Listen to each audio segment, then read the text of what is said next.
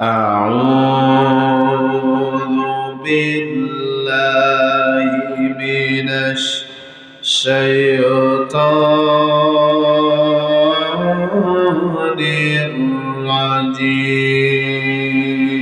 الرجيم بسم الله الرحمن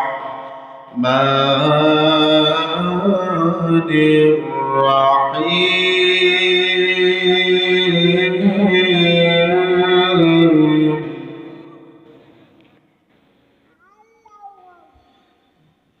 يا أيها الذين آمنوا اصبروا وصابروا ورابطوا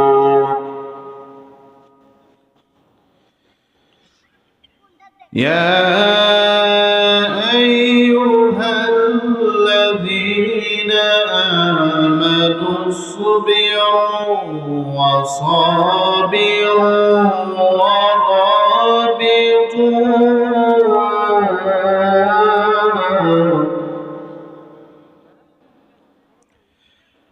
واتقوا الله لعلكم تفلحون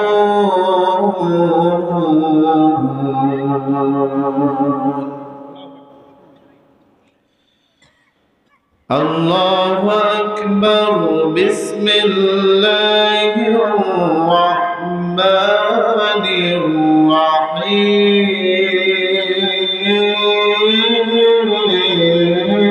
الرحيم إن الله وملائكته يصلون على النبي يا أيها الذين آمنوا صلوا عليه وسلموا تسليما اللهم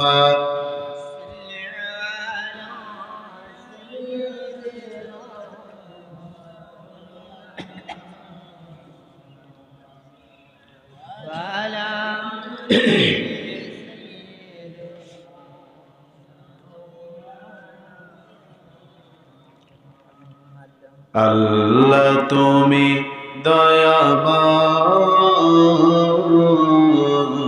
করুণা ঘেরা আল্লাহ তুমি দয়াময় করুণা ঘেরা তব দয়াতে ওঠে চন্দ্র সূর্য তব দয়াতে ওঠে চন্দ্র সূর্য আসমান থেকে নামে বারি ধারা আল্লাহ তুমি দয়াময় করুণা ঘেরা আল্লাহ তুমি দয়াময় করুণা ঘেরা ওই বৃক্ষ দাঁড়িয়ে আছে সারি সারি অপরূপা ফুল ফুটে ঝরছে তারি বৃক্ষ দাঁড়িয়ে আছে সারি সারি অপরূপা ফুল ফুটে ঝরছে তারি মৌমাছি ভবরের বেদগঞ্জন মৌমাছি ভবরের বেদগঞ্জন মহময় প্রকৃতি পাগল পারা আল্লাহ তুমি দয়াময় করুণা ঘেরা আল্লাহ তুমি দয়াময় করুণা ঘেরা তব দয়াতে ওঠে চন্দ্র সূর্য তব দয়াতে ওঠে চন্দ্র সূর্য, আসমান থেকে নামে বাড়ি ধারা। আল্লাহ তুমি দয়াময় করুণা ঘেরা, আল্লাহ তুমি দয়াময় করুণা ঘেরা, আল্লাহ তুমি দয়াময় করুণা ঘেরা। আলহামদুলিল্লাহ। রংপুর জেলার মিঠাপুকুর থানার গুটিবাড়ি যুব সমাজ কর্তৃক আয়োজিত আজকের বিশাল তাফসিরুল কোরআন মাহফিল, আজকের বিশাল তাফসিরুল কোরআন মাহফিলের সম্মানিত সভাপতি মাওলানা মোহাম্মদ সাখিউল ইসলাম, প্রাক্তন সহকারী শিক্ষক, গুটিবাড়ি ইসলামী ফাজিল ডিগ্রি মাদ্রাসা, মিঠাপুকুর রংপুর, হজরতের জন্য দোয়া করছি আল্লাহ সুবহানাহু ওয়া তাআলা যেন হায়াতে তয়্যিবা সিহাতে কুল্লিয়া দান করেন, বলি আমিন। আজকের এই মাহফিলের সহ সভাপতি পূর্ব গুটিবাড়ি জামে মসজিদের সম্মানিত খতিব, শ্রদ্ধেয় বড় ভাই মাওলানা মোহাম্মদ ওবায়দুর রহমান, আল্লাহ তাআলার এই গোলামের জন্য দোয়া করি আল্লাহ যেন একামতে দিনের উপর অটল থেকে জীবন পরিচালনা করার তৌফিক দান করেন, বলছি আমিন। আজকের এই মাহফিলের সম্মানিত প্রধান অতিথি জনাব মোহাম্মদ তারিকুল ইসলাম সরকার স্বপন, চেয়ারম্যান 11 নং বড়বালা ইউনিয়ন পরিষদ, মিঠাপুকুর রংপুর। আল্লাহর এই গোলামকে আল্লাহ যেন খলিফাতুল মুসলিমিন হযরত ওমরের মতো দিনের জন্য আল্লাহ কবুল করেন, বলছি আমিন। আজকের এই মাহফিলের সম্মানিত বিশেষ অতিথি আমার শ্রদ্ধেয় মামা জনাব মোহাম্মদ কামরুজ্জামান সেলিম, বাইতুল মাল সেক্রেটারি, বাংলাদেশ জামাতে ইসলামী 11 নং বড়বালা ইউনিয়ন। মামার জন্য দোয়া করি আল্লাহ তাআলা হায়াতে তয়্যিবা সিহাতে কুল্লিয়া যেন দান করেন, বলছি আমিন। আমরা আজকের এই বিশাল তাফসিরুল কোরআন মাহফিলে আসতে পেরে খুশি না বেজার? যদি খুশি হই, দল মত নির্বিশেষে রব্বে কারিমকে খুশি করার উদ্দেশ্যে দিল খোলা শুকরিয়া আদায় করছি, মহাব্বতের সাথে বলছি আলহামদুলিল্লাহ। আর একটু আওয়াজ দিয়ে বলেন আলহামদুলিল্লাহ। নবীজির প্রতি লাখ কোটি দরুদ সালাম বর্ষিত হোক, যাকে আমরা নবী হিসাবে পেয়ে ধন্য। অনেক নবী রাসূলগণ আমাদের নবীর উম্মত হওয়ার জন্য দোয়া করেছিলেন, তবে সব নবী রাসূলদের দোয়া কবুল না হলেও একজন নবীর দোয়া কবুল হয়েছে, হযরত ঈসা আলাইহিস সালাতু ওয়াস সালাম। তিনি কিয়ামতের পূর্বে মুহূর্ত আবারও পৃথিবীতে আসবেন, তবে নবী হিসাবে নয়। আমাদের শেষ নবী মুহাম্মদুর রাসূলুল্লাহ, বলি সাল্লাল্লাহু আলাইহি ওয়াসাল্লাম, তার উম্মত হয়ে আসবে, বলি সুবহানাল্লাহ। আমরা কোনোদিন আল্লাহকে বলি নাই আল্লাহ তুমি আমাদের শেষ নবীর উম্মত বানিয়ে দিও, এই কথা কি কেউ কোনোদিন বলেছি? না চাইতেই আল্লাহ আমাদের করে দিয়েছে। তো যে নবীর উম্মত আমরা হতে পেরেছি, সেই নবীর প্রতি লাখ কোটি দরুদ সালাম বর্ষিত হোক। আমরা পড়ি সাল্লাল্লাহু আলাইহি ওয়াসাল্লাম। আমরা কোরআনের ময়দানে এসেছি, এমন একটা সময় ছিল যে সময় আমরা এইভাবে উন্মুক্তভাবে কোরআনের মাহফিলগুলো করতে পারতাম না। বিভিন্ন সময়ে আমাদেরকে মাহফিলের অনুমতি নেওয়ার জন্য অনেক নেতাদের কাছে যাওয়া লেগেছে, কথা বলেন। তাদের কাছে যে বার যেতে হয়েছে।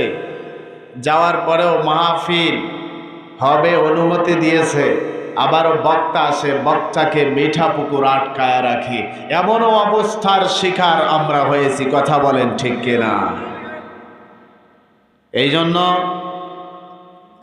এই পরিবেশ, প্রতিকূল অবস্থা, এই যে সুন্দর, আমরা যখন যেখানেই মন চাচ্ছে মাহফিল করতে পারছি, আল্লাহর কোরআনের কথাগুলো নির্ভয়ে নির্দ্বিধায় জাতির সামনে বলতে পারছি। এই অবস্থা যিনি করে দিলেন, আর একটা বার সকলে আওয়াজ করে বলেন তিনি কে? হয় নাই, আরো জোরে বলতে হবে, তিনি কে? আল্লাহ রাব্বুল আলামিনের নাম জোরে নেওয়া সুন্নত। সুবহানাল্লাহ বলবেন না? আল্লাহর নাম আমরা মুখে নিব, জোরে মুখে নেওয়া সুন্নত। রাসূলুল্লাহ সাল্লাল্লাহু আলাইহি ওয়াসাল্লাম বলেন, আল্লাহর নাম বললে তোমরা জোরে বলবা আল্লাহু আকবার। এই শব্দটার অর্থ কি? আল্লাহ মহান, আল্লাহ বড়, আল্লাহ তাআলা সবার থেকে শ্রেষ্ঠ, বলি আল্লাহু আকবার। এই জন্য আল্লাহর নাম জোরে নেয়া সুন্নত, জোরে বলা সুন্নত। বলি ইনশাআল্লাহ। নবীজি সাল্লাল্লাহু আলাইহি ওয়াসাল্লাম অন্য বর্ণনায় বলেন, যদি আল্লাহর কোনো বান্দারা আল্লাহর নাম মুখে নেয়, আল্লাহর নামের এই আওয়াজটা যতদূর পর্যন্ত যায়, শয়তান পিছনের রাস্তা দিয়ে বাই ছাড়তে ছাড়তে ততদূর পর্যন্ত পালায়। আমার ভাইয়েরা, এই জন্য যখনই আল্লাহ রাব্বুল আলামিনের নাম আমরা এই মুখ দিয়ে উচ্চারণ করব, উচ্চারিত করব, বলেন তো আল্লাহর নাম শত স্পষ্ট ভাবে আওয়াজ করে মুখে নেওয়ার দরকার আছে না নাই? আমার ভাইয়েরা, এই যে আমরা কোরআনের ময়দানে আসলাম, কোরআনের মাহফিলে আসলাম, আল্লাহর নবী বিশ্ব নবী সাল্লাল্লাহু আলাইহি ওয়াসাল্লাম বলেন, যেখানে কোরআন থেকে আলোচনা হয়, যে জায়গার মধ্যে কোরআনের বয়ান হয়, বক্তব্য হয়, এই জায়গাগুলোর মধ্যে চতুর্দিকে রহমতের ফেরেশতারা সারিবদ্ধ হয়ে দাঁড়িয়ে যায়। সুবহানাল্লাহ। এই ফেরেশতাগুলোর কাজ কি? এই ফেরেশতাগুলো শেষ পর্যন্ত থাকবে, এবং যখন মাহফিল শেষ হয়ে যাবে, আলোচনা শেষ হয়ে যাবে, এই ফেরেশতাগুলো ফিরে যাবে, চলে যাবে। আল্লাহ রাব্বুল আলামিন ভালো করে জানেন ফেরেশতারা কোথায় গিয়েছিল। এরপরেও ফেরেশতাদেরকে ডাক দিয়ে বলবেন, আমার ফেরেশতারা রে, তোমরা কোথায় গিয়েছিলে? এই সমস্ত ফেরেশতাগুলো ডাক দিয়ে বলবে, রব্বুল আলামিন, আয় আল্লাহ তাআলা, তোমার কিছু সংখ্যক বান্দা বান্দিরা দুনিয়ার জিন্দেগিতে তোমার কোরআন শোনার ব্যবস্থা করেছিল, তাফসীর কোরআন মাহফিলের আয়োজন করেছিল। সেই জায়গার মধ্যে তোমার অসংখ্য কোরআন প্রেমিক বান্দা, তোমার রাসূল প্রেমিক বান্দা তোমার কোরআন শোনার জন্য এসেছিল, কোরআনের কথাগুলো বলার জন্য এসেছিল। রব্বুল আলামিন, আমরা সেই জায়গায় তোমার কোরআন, তোমার নবীর বাণী, হাদিসগুলো শোনার জন্য গিয়েছিলাম। জোরে বলি সুবহানাল্লাহ। সেই জায়গার মধ্যে আমরা গিয়েছিলাম। রব্বুল আলামিন ডাক দিয়ে বলবেন, ফেরেশতারা আমার বান্দারা আমার কোরআনের মাহফিলের ব্যবস্থা করেছিল, আমার তাফসীর মাহফিলের ব্যবস্থা করেছিল। আমার বান্দারা যারা ব্যবস্থা করল এবং যারা শুনতে আসলো দূর দূরান্ত থেকে, আমার এই সমস্ত বান্দাগুলো আমার কাছে কি চায়?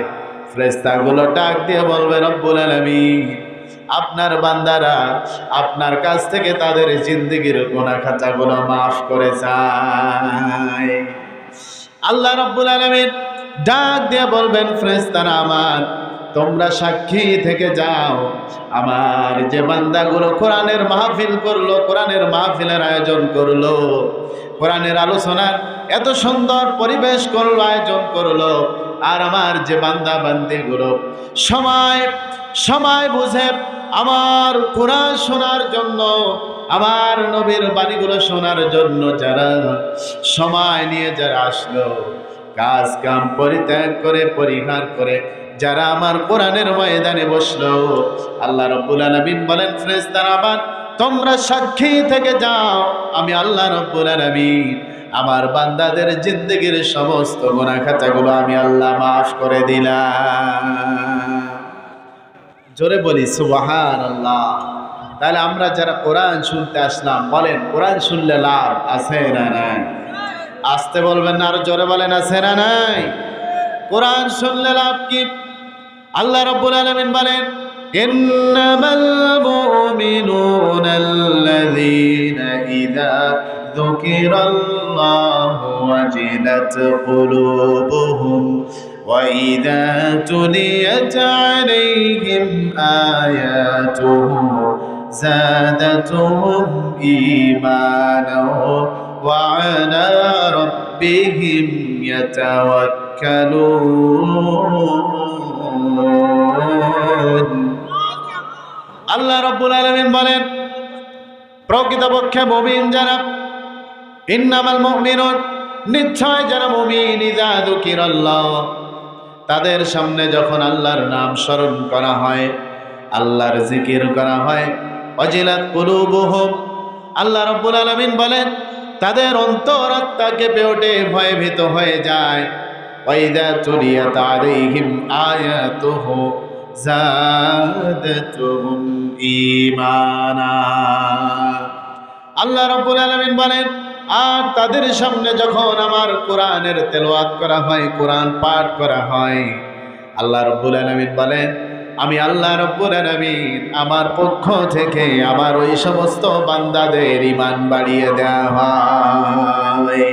তাহলে কোরআন শুনলে লাভ, আল্লাহ রাব্বুল আলামিন ঈমান বাড়ায়া দেন। বলি সুবহানাল্লাহ।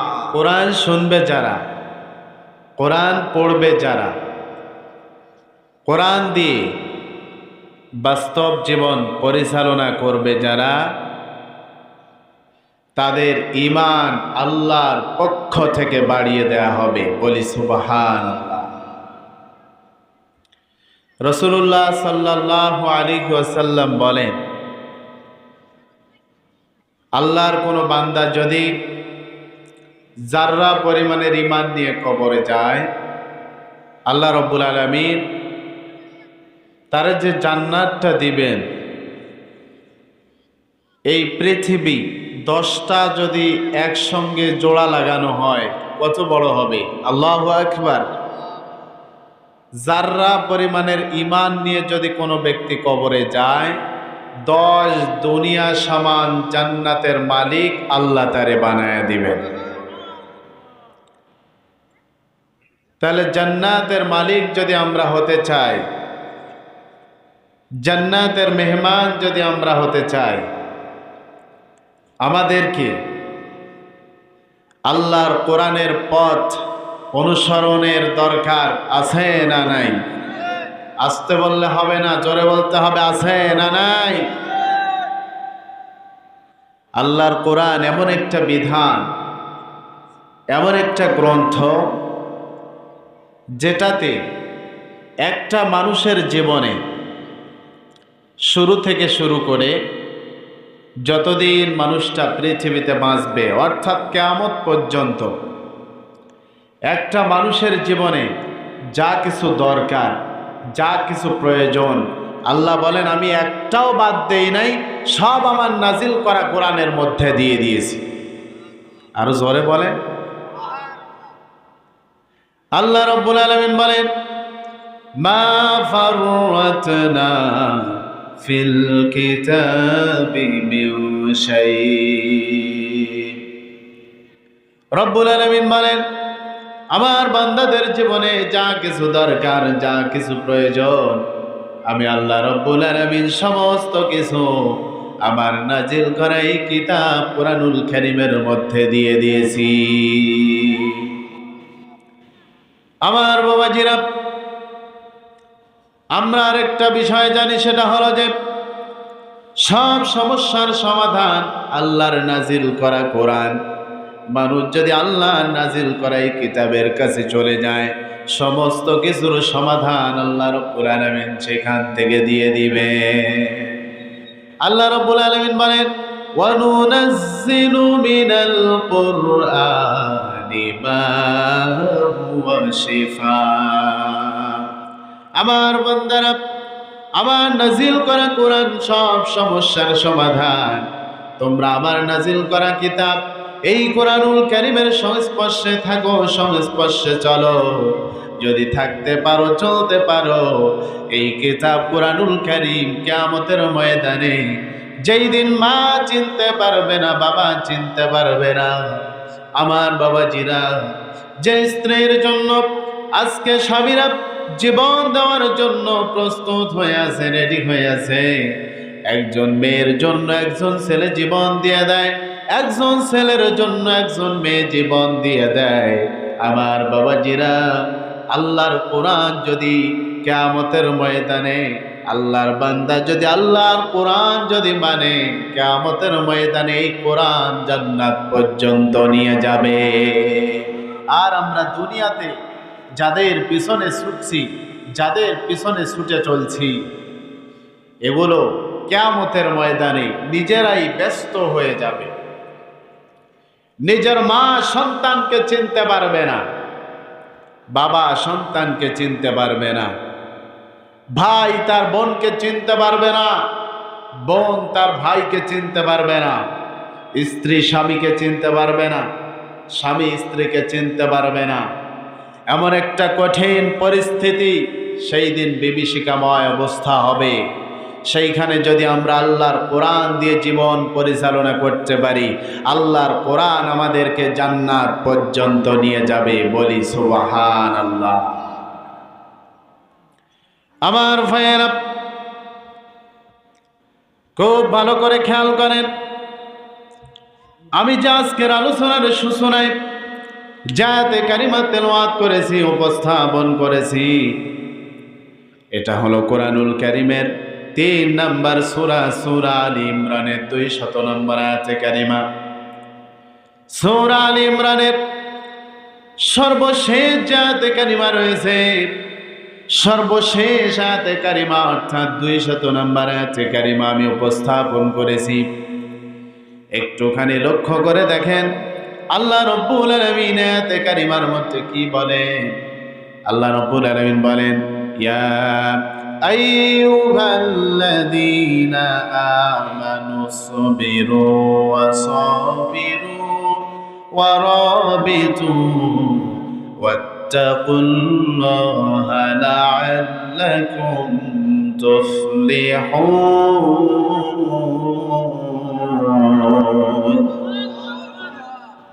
আমি কিন্তু প্রথমেই বলেছি, আল্লাহর নাম নিতে হলে জোরে নাচতে, জোরে আল্লাহর নাম নিব আমরা, জোরে বলি ইনশাআল্লাহ। আল্লাহ রাব্বুল আলামিন বলেন, ইয়া আইয়ুহাল্লাযীনা আমানুসবিরু ওয়া সাবিরু ওয়া রাবিতু ওয়াত্তাকুল্লাহা লাআল্লাকুম তুফলিহুন।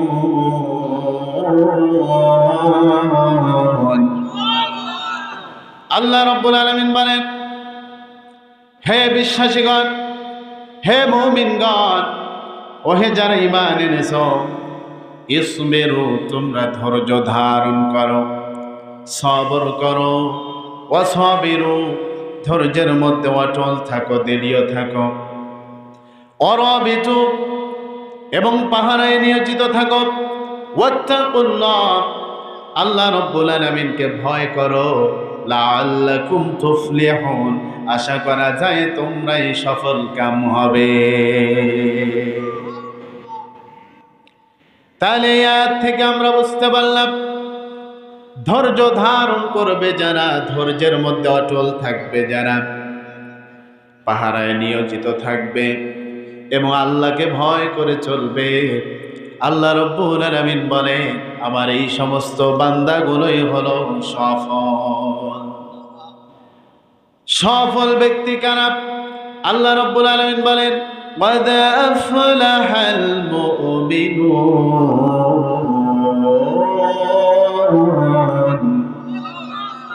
আল্লাহ রাব্বুল আলামিন বলেন সফলতা অর্জন করেছে তারাই যারা মুমিন। আর আমরা যারা এখানে এসেছি আমরা সকলে নিজেদেরকে মুমিন বলে দাবি করি, ইমানদার বলে দাবি করি, মুত্তাকি বলে দাবি করি, পরহেজগার বলে দাবি করি।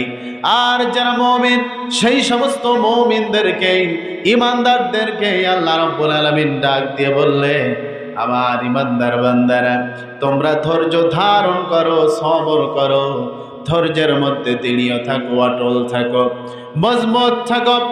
আমার বাবাজিরা তাহলে বলেন তো আমরা যারা মুমিন ইমানদার আমাদের জীবনে যত বাধা বিপত্তি আপদ বিপদ বালা মুসিবত আসবে, সমস্ত প্রকার আপদ বিপদ বালা মুসিবতে ধৈর্যের প্রয়োজন আছে না নাই?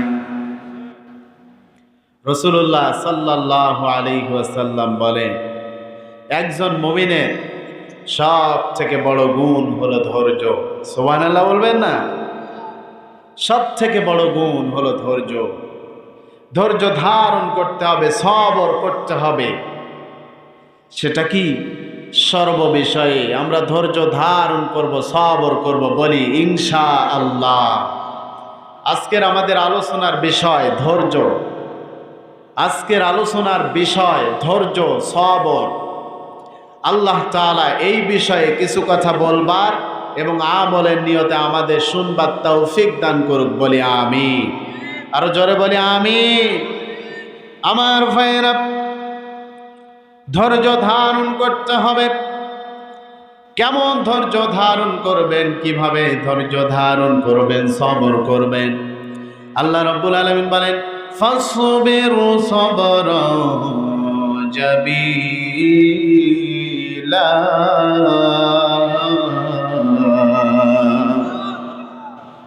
আল্লাহ রাব্বুল আলামিন বলেন সুতরাং তোমরা উত্তম ভাবে ধৈর্য ধারণ করো। উত্তম ভাবে ধৈর্য ধারণ করার নির্দেশ দেওয়া হয়েছে। আমার বাবাজিরা সুন্দরভাবে ধৈর্য ধারণ করার নির্দেশ দেওয়া হয়েছে।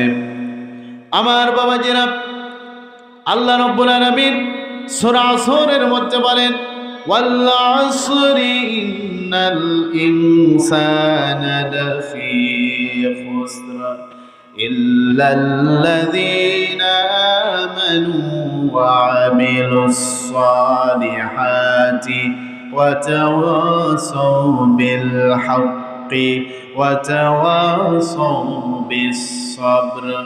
আল্লাহ রাব্বুল আলামিন বলেন ওয়াল আসর, সময়ের কসম, যুগের কসম, শপথ মহাকালের।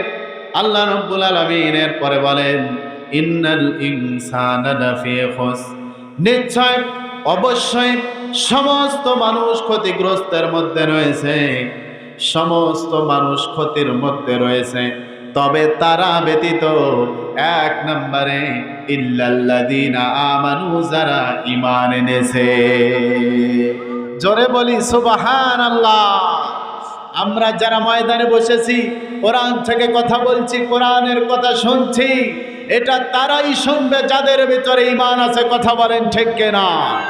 কারণ ঈমানদাররা কোরআনকে ভালোবাসে, কোরআন দিয়ে জীবন পরিচালনা করতে চায়।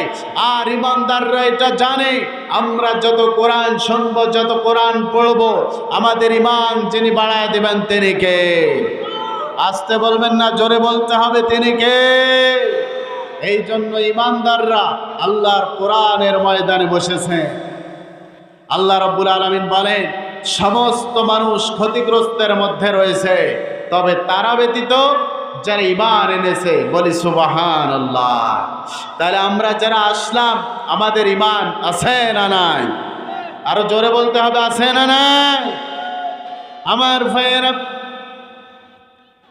ক্ষতিগ্রস্তের মধ্যে নাই তারা, যারা ঈমানদার দুই নম্বরে ওয়ামিলুস সালিহাত, যারা আমলে সালেহ করে, সৎ কাজ করে, নেকির কাজ করে, নেক আমলগুলো করে, ভালো ভালো কাজগুলো করে, আল্লাহ রাব্বুল আলামিন তাদেরকে বললেন আমার বান্দারা তারা ক্ষতির মধ্যে নাই। সুবহানাল্লাহ। তৃতীয় নম্বরে বলে ওয়াতাওয়াসাউ বিল হক, যারা সত্যের উপরে রয়েছে, হকের উপদেশ মানুষকে দেয়, সত্যের দাওয়াত মানুষকে দেয়, আল্লাহ রাব্বুল আলামিন বলেন আমার ওই সমস্ত বান্দাগুলো ক্ষতিগ্রস্তের মধ্যে নাই। চতুর্থ নম্বরে আল্লাহ রাব্বুল আলামিন বলেন আমার ওই সমস্ত বান্দা ক্ষতিগ্রস্তের মধ্যে নাই। ওয়াতাওয়াসাউ বিস সবর, যারা ধৈর্যশীল, ধৈর্য ধারণ করে, মানুষকে ধৈর্যের উপদেশ দেয়। বলি সুবহানাল্লাহ। তাহলে ধৈর্য এমন একটা গুণ, ধৈর্য ধারণের জন্য নির্দেশ যিনি দিয়েছেন, গলার আওয়াজ বড় করে চিল্লায় বলেন তো মুসলমান যিনি কে? আরেকটু আওয়াজ করে বলেন তিনি কে? আমার ভাইয়েরা, এই জন্য ধৈর্য ধারণ করতে হবে। ধৈর্য ধারণ করবে যারা, ধৈর্যের মধ্যে অটল থাকবে যারা, আল্লাহ রাব্বুল আলামিন বলেন তারাই হলো সফল কাম, তারাই সফলতা অর্জন করেছে। আমার বাবাজিরা, আমরা যে ধৈর্য ধারণ করব, কোন কোন ক্ষেত্রে ধৈর্য ধারণ করব, কোন কোন ক্ষেত্রে ধৈর্য ধারণ করব, কোন কোন ক্ষেত্রে সবর করব, বলেন তো মুসলমান? ধৈর্য ধারণের ক্ষেত্রগুলো আমাদের জানার দরকার আছে না নাই? আমার বাবাজিরা, ধৈর্য ধারণের এক নম্বর ক্ষেত্র হলো, ধৈর্য ধারণের এক নম্বর ক্ষেত্র হলো ইবাদত বন্দেগীতে ধৈর্য ধারণ করতে হবে, সবর করতে হবে। আল্লাহ রাব্বুল আলামিন বলেন ফা'বুদুহু ওয়াসতাবির লিইবাদাতি। আল্লাহ রাব্বুল আলামিন বলেন তোমরা তারও ইবাদত করো এবং তারও ইবাদতে ধৈর্যশীল থাকো। বলি সুবহানাল্লাহ। তাহলে বলেন তো আপনাকে আমাকে যিনি সৃষ্টি করেছেন তিনি কে? আল্লাহ রাব্বুল আলামিন আপনাকে আমাকে সৃষ্টি করেছেন এবং তার ইবাদত তিনি করার জন্য নির্দেশ দিয়েছেন। আল্লাহ রাব্বুল আলামিন বলেন ইয়া আইয়ুহান নাসু উবুদু রাব্বাকুমুল্লাযী খালাকাকুম ওয়াল্লাযীনা মিন ক্বাবলিকুম লাআল্লাকুম তাত্তাকুন।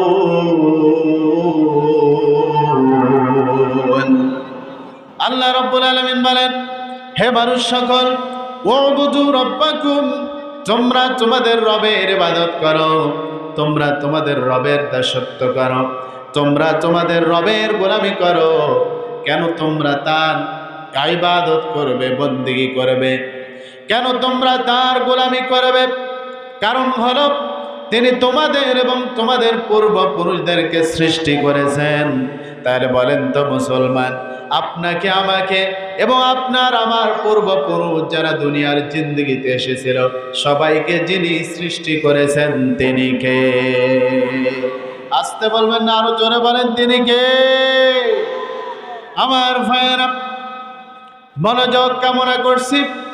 এই জন্য যিনি আমাদেরকে সৃষ্টি করেছেন তার ইবাদত করতে হবে, তার দাসত্ব করতে হবে, তার গোলামি করতে হবে। তার গোলামি করার কারণ হলো তিনি আমাদেরকে সৃষ্টি করেছেন তার গোলামির জন্য। আল্লাহ রাব্বুল আলামিন অন্য আয়াতে কারিমায় আরো সুন্দর করে জানায় দেন ওয়ামা খালাকতুল জিন্না ওয়াল ইনসা ইল্লা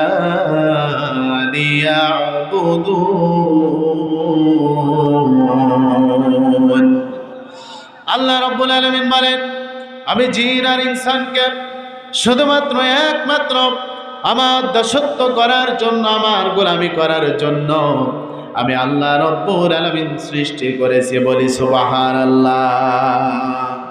তাহলে আল্লাহ রাব্বুল আলামিন আপনাকে আমাকে সৃষ্টি করলেন, পৃথিবীতে পাঠিয়ে দিলেন তার দাসত্ব করার জন্য, তার গোলামি করার জন্য। এবং আল্লাহ রাব্বুল আলামিন বললেন, বান্দারে আমার দাসত্ব করবে, আমার গোলামি করবে, আমার দাসত্বে পড়বে, আমার দাসত্ব করবে, আমার গোলামি করবে। আমার দাসত্বের মধ্যে ধৈর্য থাকতে হবে, আমার দাসত্বের মধ্যে, আমার গোলামির মধ্যে সবর থাকতে হবে। আল্লাহ রাব্বুল আলামিন বলেন, ফাবুদুহু ওয়াসতাবির লিইবাদাতি, তোমরা তারও ইবাদত করো এবং তারও ইবাদতে ধৈর্যশীল থাকো। বলি সুবহানাল্লাহ। তাহলে আল্লাহ রাব্বুল আলামিনের ইবাদত করতে হবে এবং ইবাদতের মধ্যে ধৈর্যশীল থাকতে হবে, সবর করতে হবে। নামাজে যখন দাঁড়ায় যাব তাড়াহুড়া করা যাবে না, ধৈর্যের সাথে নামাজ আদায় করতে হবে, সালাত আদায় করতে হবে। আল্লাহ রাব্বুল আলামিন বলেন, আমার বান্দারা নামাজ আদায় করবে, আমার বান্দারা আমার দাসত্ব করবে, আমার গোলামি করবে। আমার বান্দারা দুনিয়ার জিন্দেগিতে চলতে গেলে আমার বান্দাদের সাহায্যের প্রয়োজন হবে, আমার বান্দাদের সহযোগিতার প্রয়োজন হবে। আল্লাহ রাব্বুল আলামিন বলেন, আমার বান্দারা, ও আমার বান্দারা, আমার কাছ থেকে সাহায্য যদি তোমরা চাও, ধৈর্য সালাতের মাধ্যমে আমার কাছ থেকে সাহায্য চাও। জোরে বলি সুবহানাল্লাহ। আল্লাহ রাব্বুল আলামিন সে ব্যাপারে বলেন, ইয়া আইয়ুহাল্লাযীনা আমানুস্তাঈনু বিস-সাবরি ওয়াস-সালাহ ইন্নাল্লাহা মা'আস-সাবিরিন। আল্লাহ রাব্বুল আলামিন বলেন, ওহে যারা ঈমান এনেছো, তোমরা ধৈর্য সালাতের মাধ্যমে আমি আল্লাহ রাব্বুল আলামিনের কাছে সাহায্য চাও, সহযোগিতা চাও। ধৈর্য এবং সালাতের মাধ্যমে আমরা সাহায্য চাবো যার কাছে। চিল্লায় গলার আওয়াজ বড় করে বলেন তো তিনি কে? এই জন্য বলি বাবাজি, ইবাদতে ধৈর্য ধারণ করতে হবে, সবর করতে হবে। ইবাদতে ধৈর্য ধারণের এক নাম্বার ক্ষেত্র হলো ইবাদতে ধৈর্য ধারণ করতে হবে, সবর করতে হবে। ধৈর্য ধারণের দুই নাম্বার ক্ষেত্র হলো বিপদে আপদে মুসিবতের সময় ধৈর্য ধারণ করতে হবে। আমার বাবাজিরা, আপনি এবং আমি অভাবে পড়ে যেতে পারি, আর্থিক সংকটের মধ্যে পড়ে যেতে পারি। বলেন তো ধৈর্যের প্রয়োজন আছে না নাই? অভাবে অনটনে, সচ্ছল অবস্থায়, অসল অবস্থায়, সব সময় সর্ব অবস্থায় ধৈর্য ধারণ করতে হবে। রোগে আক্রান্ত হলে সেখানেও ধৈর্যের প্রয়োজন আছে। আমার বাবাজিরা, যুদ্ধের ময়দানে যদি যাই, জিহাদের ময়দানে যদি যাই, সেই জায়গার মধ্যেও ধৈর্য ধারণ করতে হবে, সবর করতে হবে। বলেন তো বিপদে আপদে, বালা মুসিবতে ধৈর্য ধারণের নির্দেশ যিনি দিয়েছেন তিনি কে? আল্লাহ রাব্বুল আলামিন বলেন, والصابرين في البأساء والضراء وحين البأس أولئك الذين صدقوا وأولئك هم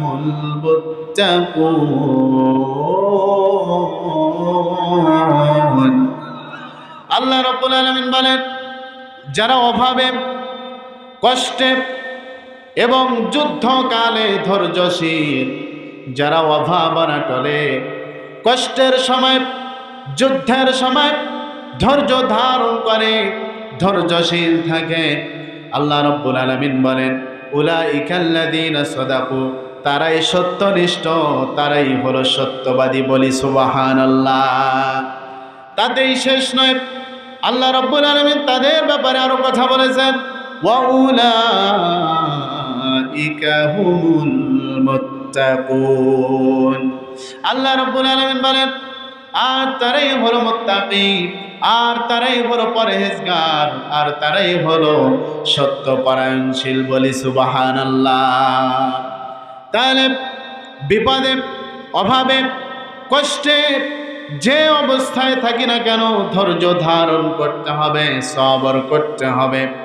আমার বাবাজিরা, আমাদের কোরআনের পাখি আল্লামা দেলোয়ার হোসেন সাইদি রহমাতুল্লাহি আলাইহি জালিমের কারাগারে 13টা বছর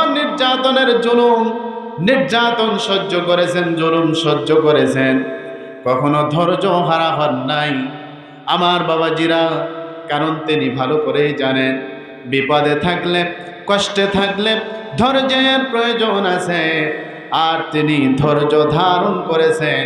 আল্লাহ রব্বুল আলামিনের কাছে দোয়া করি আল্লাহ তারে জান্নাতে উঁচু মাকাম দান করে দেখ, বলি আমিন।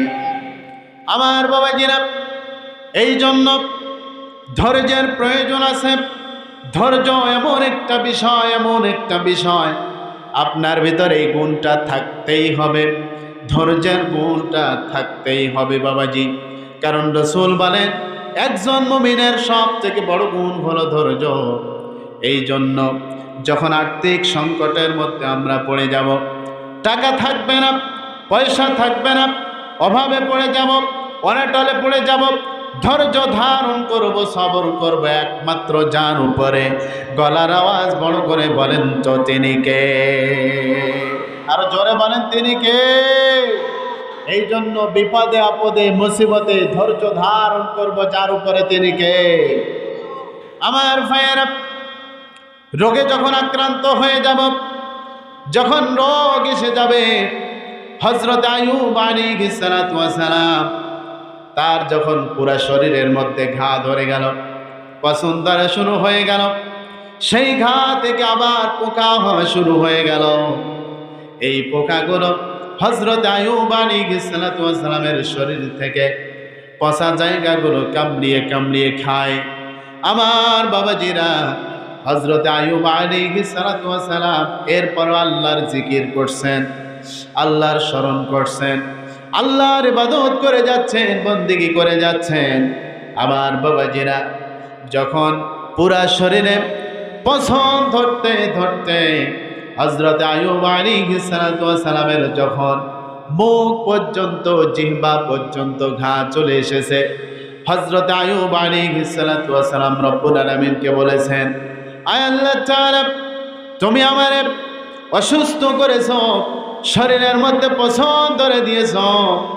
আমি দুঃখিত হই নাই, চিন্তিত হই নাই, আমি সবর করেছি তোমার উপরে, ধৈর্য ধারণ করেছি তোমার উপরে।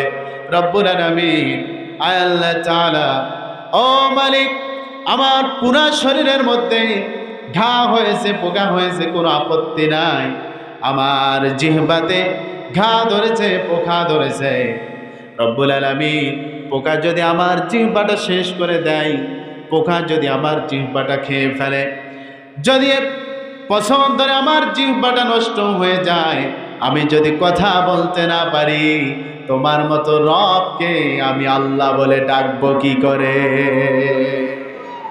আমার বাবাজিরা, আল্লাহ রব্বুল আলামিন বলেন, ওয়া আইয়ুবা ইয নাদা রাব্বাহু আন্নী মাসসানিয়াদ-দুররু ওয়া আনতা আরহামুর রাহিমিন।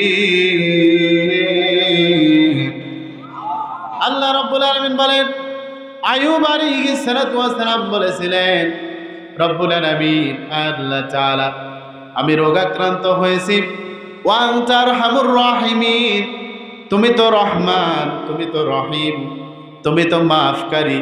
আমার বাবাজিরা, এই যে দয়ালু, দয়াবান বলেছেন, আমার বাবাজিরা এতটুকু কথা বলার কারণে আল্লাহ রাব্বুল আলামিন হযরত আইয়ুব আলাইহিস সালাতু ওয়াস সালামকে সুস্থতার মতো নিয়ামত দিয়ে দিয়েছেন। এই জন্য ধৈর্য ধারণের 2 নম্বর ক্ষেত্র হলো বিপদে আপদে মুসিবতের সময় ধৈর্য ধারণ করতে হবে। ধৈর্য ধারণের 3 নম্বর ক্ষেত্র মানুষের কষ্টদায়ক কথা ও কর্মের উপরে ধৈর্য ধারণ করতে হবে।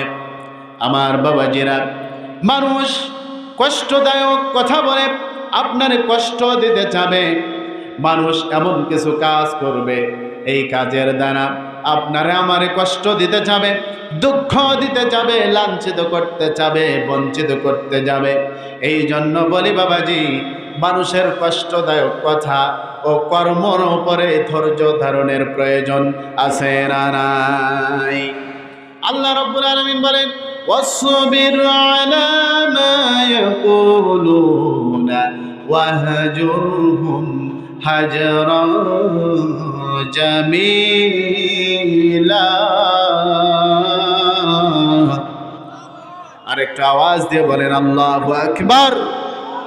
আমার ভাইরা, আল্লাহ রাব্বুল আলামিন বলেন, আমার বান্দারা তোমরা ধৈর্য ধারণ করো। বলি ইনশাআল্লাহ।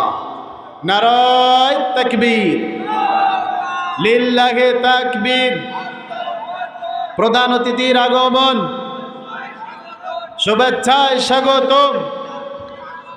এলাকাবাসীর পক্ষ থেকে লাল গোলাপ শুভেচ্ছা, গুটি বাড়ির পক্ষ থেকে লিল্লাহি তাকবীর। বলি আলহামদুলিল্লাহ। আমার ভাইয়েরা, যে কথা বলছিলাম, ধৈর্য ধারণের 3 নম্বর ক্ষেত্র হল, ধৈর্য ধারণের 3 নম্বর ক্ষেত্র হল মানুষের কষ্টদায়ক কথা ও কর্মের উপর ধৈর্য ধারণ করা। আল্লাহ রাব্বুল আলামিন বলেন, ওয়াসবির আলা মা ইয়াকুলুনা ওয়াহজুরহুম হাজরান জামিলা।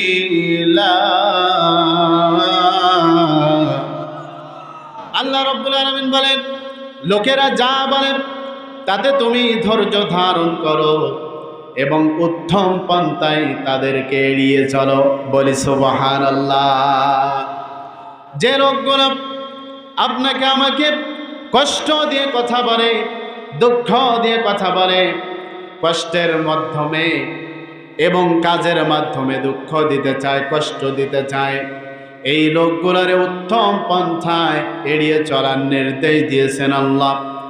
আমার বাবাজিরা, খুব ভালো করে খেয়াল করবেন, সমাজে এমন কিছু মানুষ আছে, যে মানুষগুলো যাকে পছন্দ নয়, দেখতে পারে না, এই মানুষগুলো যদি সামন দিয়ে যায় এমনও কথা বলে যে কথার মাধ্যমে কষ্ট পায়, এবং এমনও কর্ম করে যে কর্মের মাধ্যমে কষ্ট পায়। আল্লাহ রাব্বুল আলামিন বলেন, যদি কোনো মানুষ আপনাকে, যদি তোমাকে কর্মের দ্বারা, কথার দ্বারা দুঃখ দিতে চায়, কষ্ট দিতে চায়, আমার বাবাজিরা, এই সমস্ত লোকগুলোরে উত্তম পন্থা এড়িয়ে চলার নির্দেশ দিয়েছেন। আমার বাবাজিরা, আমরা যারা বৈবাহিক জীবন অতিবাহিত করছি, সাংসারিক জীবন যারা অতিবাহিত করছি, এমনও পরিবার আছে স্বামী স্ত্রীর মিল নাই, মহাব্বত নাই, ভালোবাসা নাই। স্বামী স্ত্রীরে খোঁটা দিয়ে কথা বলে, এমন এমন কথা বলে যে কথাগুলো স্ত্রীর জন্য সহ্য করা কষ্টকর হয়ে যায়। আমার বাবাজিরা, আবার এমনও কিছু স্ত্রী আছে যে স্ত্রীগুলো স্বামীদেরকে নিয়ে ঠাট্টা বিদ্রুপ করে, যে স্ত্রীগুলো স্বামীদের ব্যাপারে বিভিন্ন কথা আশেপাশে বলাবলি করে। বলেন তো শুনি, এমন স্ত্রী, এমন মহিলা আমাদের সমাজে আছে না নাই? আমার বাবাজিরা, স্বামী যারা এসেছেন তাদেরকে বলতে চাই, যারা আমাদের বাড়িতে আমাদের স্ত্রী হয়ে এসেছে, আমাদের ওয়াইফ হয়ে এসেছে, আমাদের বিবি হয়ে এসেছে, আমার বাবাজিরা, একটা দৃষ্টান্ত দেখেন। আপনার কলিজার টুকরা মেয়ে সন্তান যদি থাকে, এই কলিজার টুকরা মেয়ে সন্তানের প্রতি আপনার কত ভালোবাসা, আপনার কত মহাব্বত, আমার কত ভালোবাসা, আমার কত মহাব্বত। আমার বাবাজিরা, এই রকম অন্যের একটা মহাব্বতের কলিজার টুকরা সন্তান, মহাব্বতের মেয়েকে আপনারে দিয়েছেন আপনার বাড়িতে। এই মেয়েটা, এই মাটা, এই বোনটা নিজের বাবাকে রেখে, মাকে রেখে, ভাইকে রেখে, বোনকে রেখে, দাদা দাদিকে রেখে, পুরা পরিবারকে রেখে আপনি স্বামী আপনার বাড়িতে চলে এসেছে। এই জন্য স্বামীদের প্রতি আকুল আবেদন আমার পক্ষ থেকে, কোনো স্বামী কখনো কোনো সময়ের জন্য স্ত্রীদেরকে কষ্ট দিয়ে কথা বলবো না। বলি ইনশাআল্লাহ। আমার বাবাজিরা, যে সমস্ত নারীরা স্বামীদেরকে খোঁটা দিয়ে কথা বলে, কষ্ট দিয়ে কথা বলে, এই সমস্ত মা বোনদেরকে বলতে চাই, ও মা, আপনি স্বামীর বাড়িতে এসেছেন, আপনার তো মা আপনার বাবার বাড়িতে, আপনার বাবাও সেখানে আছে, আপনার ভাইও সেখানে আছে। আপনি স্বামীর বাড়িতে এসেছেন, স্বামীর বাড়িতে এসে আপনি যে শ্বশুর পেয়েছেন, শাশুড়ি পেয়েছেন, যে ছোট ভাই পেয়েছেন, তাদের সাথে ভালো ব্যবহার করেন। এই ভালো ব্যবহার করেন, আপনার আমার আব্বা, আপনার আব্বা আম্মা শান্তি পাবে বলি ইনশাআল্লাহ। আমার বাবাজিরা, ধৈর্য ধারণের তৃতীয় নাম্বার ক্ষেত্র হল, ধৈর্য ধারণের তৃতীয় নাম্বার ক্ষেত্র আমরা বুঝলাম মানুষের কষ্টদায়ক কথা ও কর্মের উপর ধৈর্য ধারণ করতে হবে। ধৈর্য ধারণের চতুর্থ নাম্বার ক্ষেত্র হল দাওয়াতি কাজে বাধা আসতে পারে, বিরোধী আসতে পারে, বিপক্ষ দল দাঁড়ায় যেতে পারে। এই জন্য দাওয়াতি কাজে ধৈর্যের প্রয়োজন বলেন তো আছে না না? আমার বাবাজিরা, রাসূলুল্লাহ সাল্লাল্লাহু আলাইহি ওয়াসাল্লাম তায়েফের জমিনে যখন আল্লাহর কোরআনের দাওয়াত নিয়ে চলে গেলেন, আল্লাহর দ্বীনের দাওয়াত নিয়ে চলে গেলেন, তায়েফের মুশরিকরা, কাফেররা রাসূলুল্লাহ সাল্লাল্লাহু আলাইহি ওয়াসাল্লামের প্রতি এত নির্যাতন করলেন, জুলুম করলেন, এরপরেও তিনি কখনো কোনো সময়ের জন্য ধৈর্য হারা হন নাই। আমার বাবাজিরা, যখন রসুলকে পাথর মারতে মারতে রক্তাক্ত করে ফেলেছেন, আমার বাবাজিরা রসুলের উপর নির্যাতন করেছেন, জুলুম করেছেন, রসুল জ্ঞান হারা হয়ে জমিনে পড়ে গেছে। আমার বাবাজিরা, এমন তো অবস্থায় যায়েদ রাদিয়াল্লাহু আনহু রসুলের কাছে চলে গেছেন। আমার বাবাজিরা, ফেরেশতারা ডাক দিয়ে বলছেন, ইয়া রাসূলুল্লাহ সাল্লাল্লাহু আলাইহি ওয়াসাল্লাম, আপনি অনুমতি দেন, আমরা তায়েফের এই দুই পাহাড় ওলট পালট করে দিয়ে সমস্ত তায়েফবাসীদেরকে ধ্বংস করে দেই, শেষ করে দেই। আল্লাহর নবী, বিশ্ব নবী সাল্লাল্লাহু আলাইহি ওয়াসাল্লাম ডাক দিয়ে বললেন, ও ফেরেশতারা, আজকে তায়েফের লোকেরা আমাকে চিনতে পারে নাই, তায়েফের মানুষেরা আমাকে চিনতে পারে নাই, বুঝতে পারে নাই, না চিনে না বুঝে আমার উপর অন্যায় করেছে, অবিচার করেছে, জুলুম করেছে। আমার বাবাজিরা এই কথা বললেন, আর বললেন না তাদেরকে ধ্বংস করে দেওয়ার দরকার নাই, প্রয়োজন নাই। আর যদি তোমরা তাদেরকে ধ্বংস করে দাও, শেষ করে দাও, আমি রসুল কালিমার দাওয়াত দিব কাদেরকে? তাহলে রাসূলুল্লাহ সাল্লাল্লাহু আলাইহি ওয়াসাল্লাম কতটা ধৈর্য ধারণ করেছেন। এই জন্য দাওয়াতি কাজে ধৈর্যের প্রয়োজন বলেন আছে না নাই? এই জন্য কোরআনের পাখি আল্লামা দেলোয়ার হোসেন সাইদি রহমাতুল্লাহি আলাইহি 13টা বছর জালিমের জেলখানায় বন্দী ছিলেন, তারপরেও কখনো কোনো সময়ের জন্য ধৈর্য হারা হন নাই। কথা বলেন ঠিক কিনা? আমরা যারা কোরআন শুনতে এসেছি, কোরআনের কথাগুলো বলতে এসেছি, কোরআনের পথে চলতে যে আমরা কখনো কোনো সময়ের জন্য ধৈর্য হারা হব না বলি ইনশাআল্লাহ। আমার বাবাজিরা, আমরা যে দেখছি বর্তমান অবস্থা, পরিবেশ, আগেকার জামানায় অর্থাৎ 5 আগস্টের পূর্বে আমরা কোরআনের মাহফিল করলে বিভিন্নভাবে অনুমতির প্রয়োজন হয়েছে। কথা বলেন, বিভিন্নভাবে অনুমতি নিতে হয়েছে। এখন 5 আগস্টের পরে আরশের মালিক এমন একটা পরিবেশ আমাদের করে দিয়েছেন, আর অনুমতির প্রয়োজন হয় না বলি আলহামদুলিল্লাহ।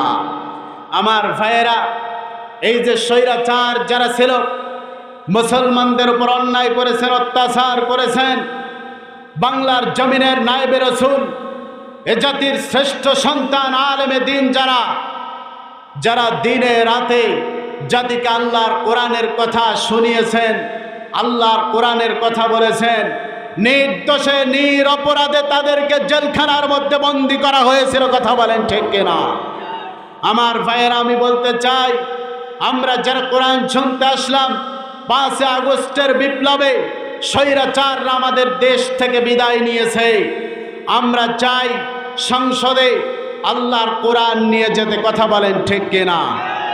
আমার বাবাজিরা, আল্লাহর কোরআন যদি সংসদে নিতে হয়, 5 আগস্টের ছাত্র আন্দোলনেরা যেভাবে মাঠে নেমেছিলেন, ময়দানে নেমেছিলেন, বুকের তাজা রক্ত মাঠে ঢেলে দিয়েছিলেন, ডাস পথে ঢেলে দিয়েছিলেন, আমি আজকে মিঠাপুকুরের মাটি থেকে বলতে চাই, আল্লাহর কোরআন সংসদে নিয়ে যেতে যদি মাঠে নামা লাগে, বুকের তাজা রক্ত ময়দানে ঢেলে দেওয়া লাগে, কারা কারা রাজি আছে? দুহাত তুলে আল্লাহরে দেখায় দে।